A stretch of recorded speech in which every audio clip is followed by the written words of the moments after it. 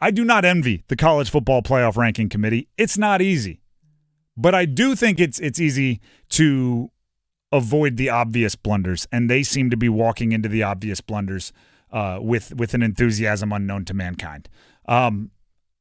Here's the number one thing, and yes, this applies to the ACC, and it's why we talk about it. And yes, you hope it applies to some teams we cover at some point in the next 10 years, that they'll be in the mix for a college football playoff. The problem I have with it in this first year of the top 12 is they're openly and almost flaunting it, the subjectivity of it. We just kind of decided of it.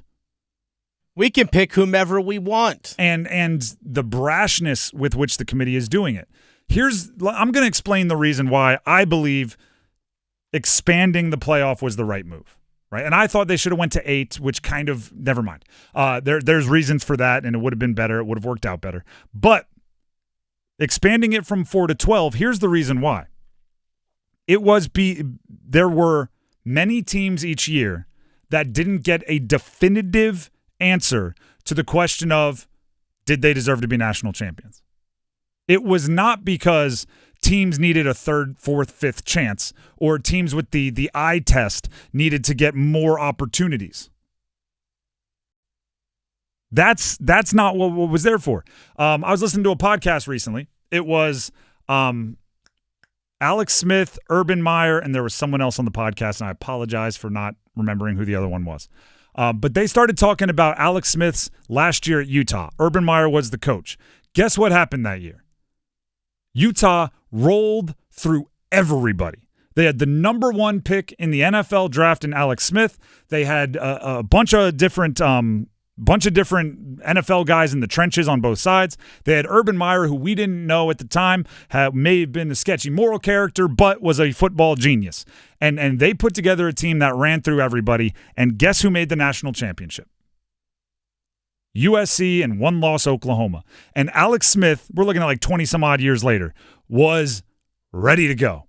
He was in this podcast looking for somebody to argue. Like Urban Meyer was just going like, yeah, we were good. And Alex was arguing with the world because he never got the definitive, we shouldn't have been national champions. That's why you expand the playoff. Not because 3-loss Ohio State, we thought they never really put it together. Like, that's not why you get the college football playoff. So now you have 12 teams, and it seems like the only thing there is for the committee to watch these teams and say, who would be favored if they played against each other? And I'm going, that's not what we're doing here. It's like letting Vegas decide. Why play the games at all? It's because there are teams out there that have maybe bucked the trend, right? They fought back against expectations to win, and that is what has earned them the right to be tested in the college football playoff. Now, if you haven't seen the rankings yet, I'll read them here quickly. Just the top, I'll go top 14 because BYU, I believe, gets in being a conference champion, and they're at 14. So Oregon, Ohio State, Texas, Penn State, and Indiana are the top 5 in that order. Followed by Notre Dame, Alabama, the ACC's top-ranked Miami, Ole Miss, Georgia, Tennessee. Boise State is the highest-ranked Group of 5 team at 12. SMU, another ACC team at 13. And then BYU, who is the highest-ranked Big 12 team at 14. That's how it goes at the top. If you need me to say it again, you can Google it. Sorry. Do you know what is really frustrating to me? It's what Ward Manuel, who is the Michigan AD and the mouthpiece for the committee, said about how they ended up on that particular ranking. Here's Ward Manuel. Well, I think watching the games and watching the teams play carries the day for most of us. We look at the data, we look at the stats, we see how other people compare and strength of schedules and all of those things. But we also have to watch the games and see how teams are performing in all facets of the game. And that really lends itself in the discussion of how people see the teams perform. And it's a lot of debate, a lot of discussion. People see it different ways, but that's the value, as you say, of having 13 members of this committee in the discussion that goes on. I can't emphasize this enough. I'm going to say this hopefully in a clear and very easy to understand way, so there's no misconstruing it.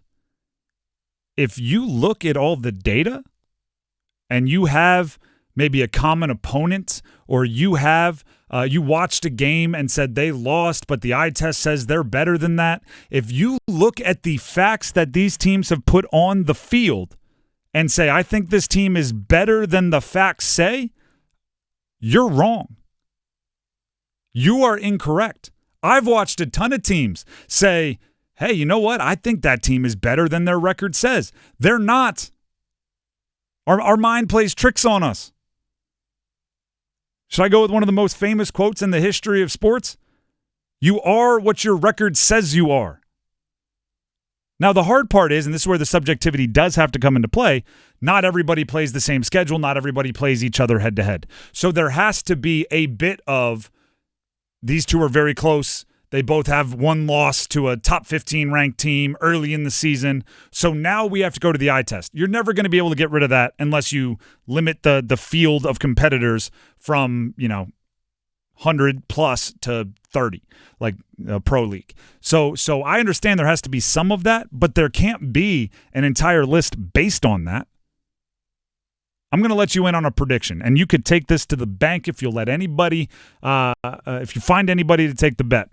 Notre Dame beat UVA this past weekend. Notre Dame plays a lot of ACC schools. It's in their broadcast agreement. They beat UVA this past week. They jumped 6 spots in the ranking to number 6 overall for beating UVA. Some teams above them lost, sure, but that's what Notre Dame did for beating Virginia.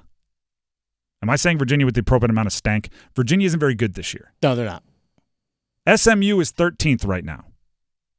That's an ACC school. They are 13th right now. They are facing Virginia this weekend. Now, I expect them to go to Charlottesville and win that game.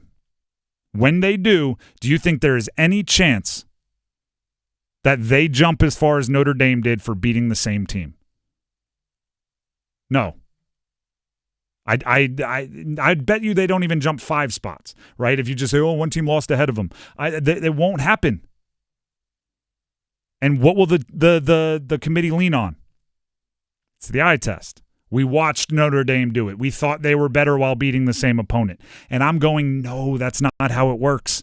Same team, 1 week apart, same opponent. If you win, you have to treat them the same because that's how sports works. This isn't a situation where they're not having any common opponents. Like if you move Notre Dame up that much, you move SMU up the same, or you do everything in your power to move them up the same. I don't like eye test matters more than anything else. Eye test has to be the tiebreaker. Eye test has to be the last resort. Other than that, the play on the field has to be the most important part. Because, it's sports, and that's how it works. They keep score for a reason. Yeah, exactly. The scoreboard needs to matter. This isn't, the Little League tryouts, I'm talking about? Where they get all the kids out on the field and they just play and you're just writing down who you think is good because you're going to have to draft them later on. It's like it's not a tryout to see who makes the team and who doesn't. It's just a tryout so the whole league can know what you're bringing to the table. This isn't that. You're not out there just running exhibitions so the committee can say you're good or not. You're keeping score so the score can say whether you're good or not. The committee just has to translate. But they always seem to want to stick their hand where it doesn't belong.